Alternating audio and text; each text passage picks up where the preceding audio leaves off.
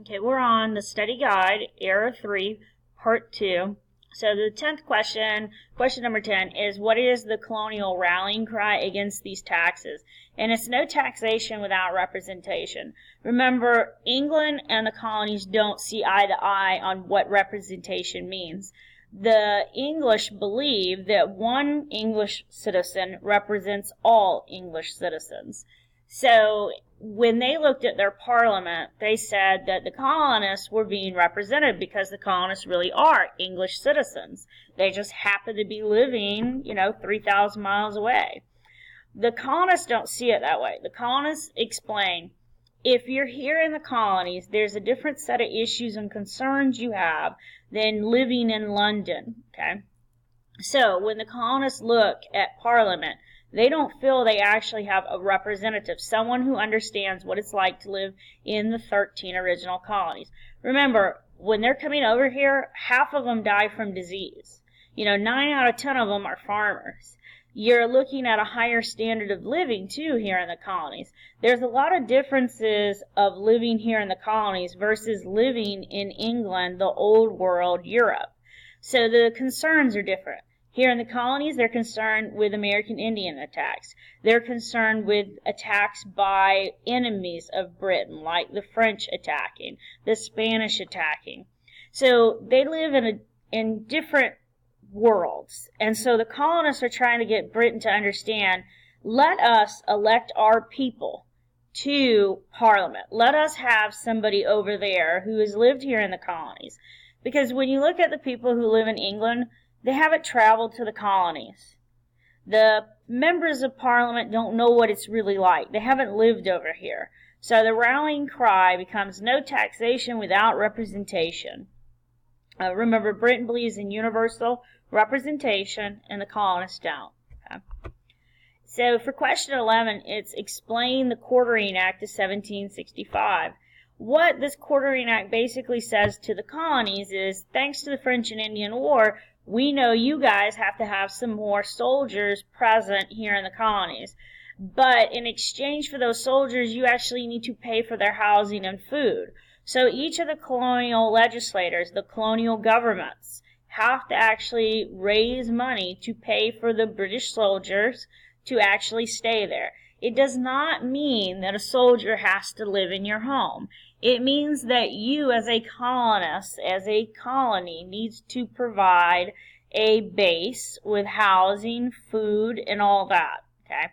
But it means tax dollars. And so the colonists hate this.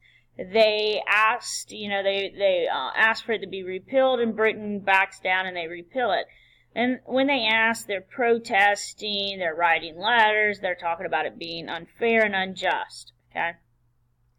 You guys live here at Fort Bragg, okay? So think about how if North Carolina is told that we have to pay for the housing and the tax, all that, the food, all that, of all those soldiers stationed here at Fort Bragg, just North Carolina, what a huge tax expense that would be.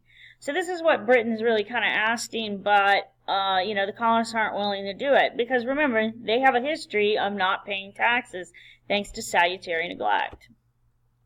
Question 12 is, what direct tax does Parliament institute in 1765, and what colonial group was formed in response to the tax? So the tax in 1765 is going to be the Stamp Act. And the Stamp Act is a tax on any paper printed material. So when you think about stamps and you think about printed material, I want you to think lawyers. Every time you go down to the courthouse, there's stamps they have to put on those legal papers. So that just means that the fees went up on all legal paperwork. So the people who got angry at the Stamp Act are lawyers, newspaper editors. They got angry because now newspapers are going to cost more. So you've angered the media, and you've angered legal experts. So these legal experts in the media get together and they form the Stamp Act Congress. And they write a very, elegant letter to Parliament and to the King explaining why the law sucked, okay? And so when they explained it, and we've got protests going on, We've got boycotts now going on, so there are going to be a lot of colonists who say, fine, we just won't buy anything that is a legal printed document. We just won't buy it anymore. And you've got the Sons of Liberty capturing the tax collectors on these laws and tarring and feathering them, which basically means you're going to die. Britain says, okay, we'll repeal, we'll do away with this tax again. So far, you're looking at Britain not being very successful in enforcing any taxes. Every time they try, the colonists rebel, and they do it either through letter writing, protesting. They can do it through boycotting or through violence, and that would be your Sons of Liberty that will do that.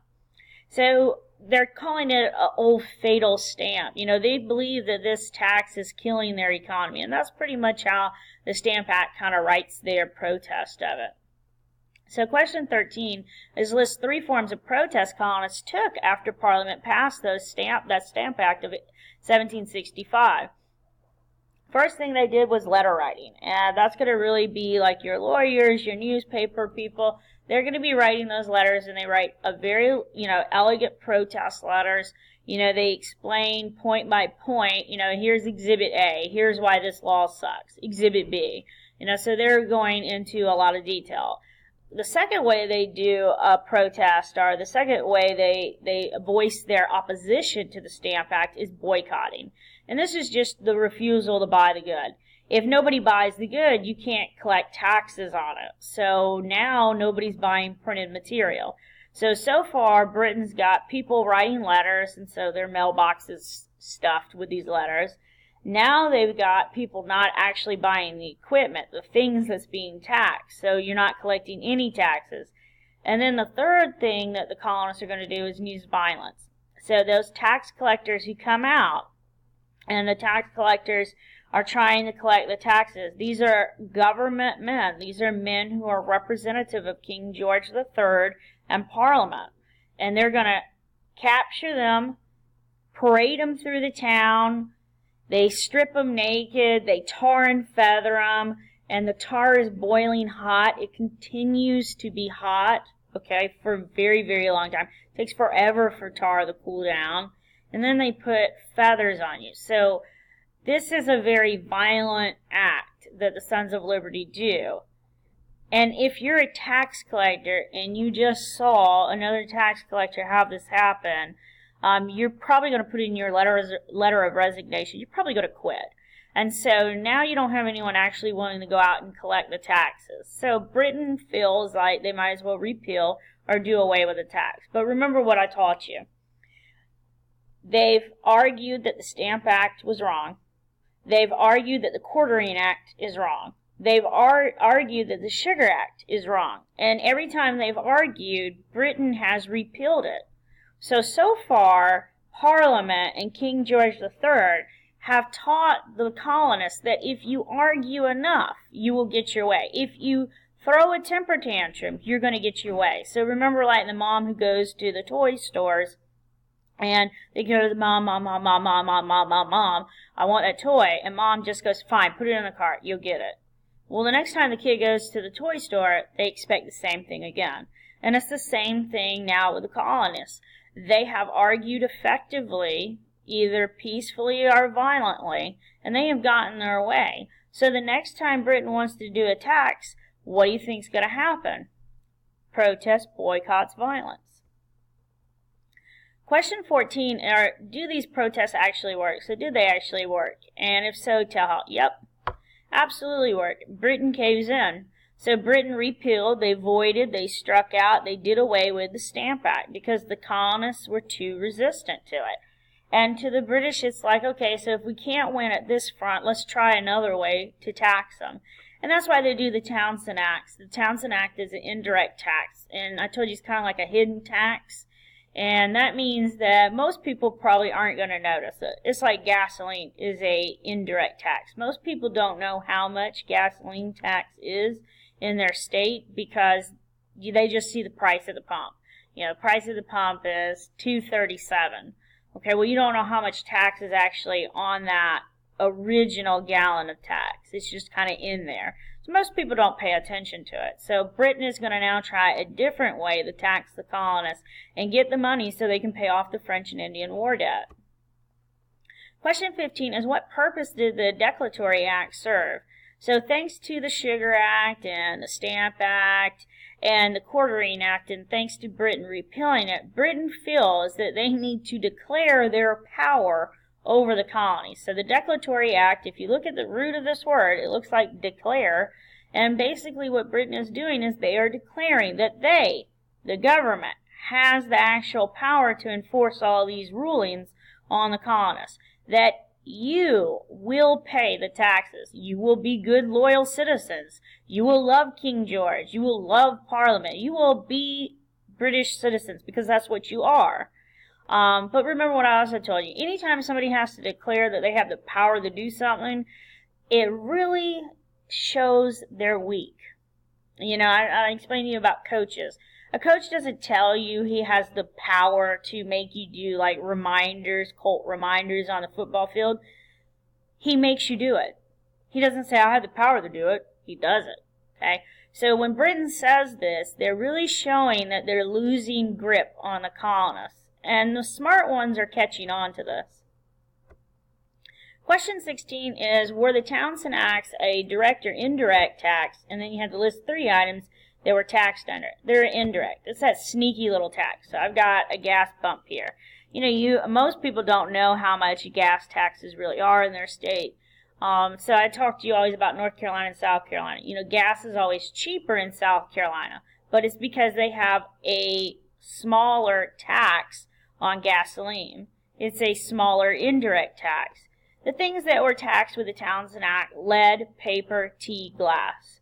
And these are things that, like, construction workers, like our builders who are in the colonies, are going to notice that the prices have gone up.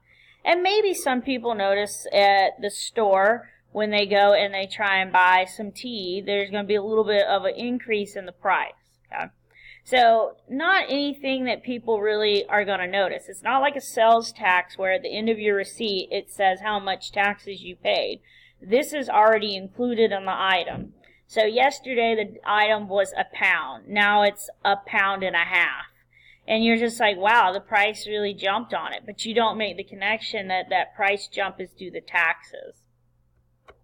So question 17 is, explain how the writ of assistance tried to solve smuggling in the colonies. Basically what a writ of assistance is it allows tax collectors to go into your business and search without a search warrant.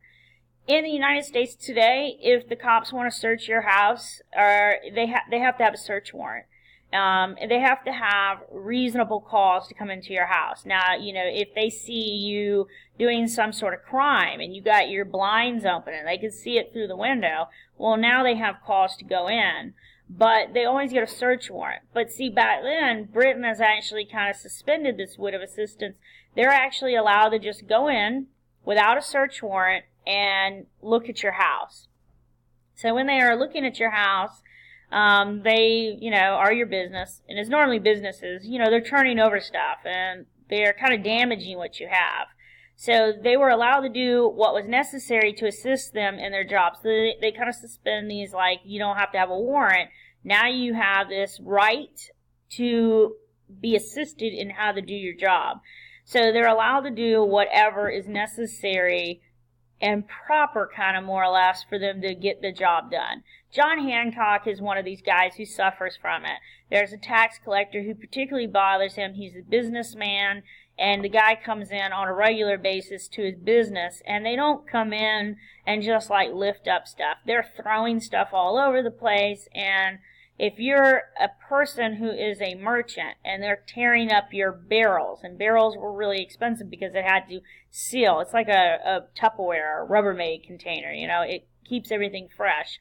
They're breaking that stuff open and they're spilling it out. You're losing money.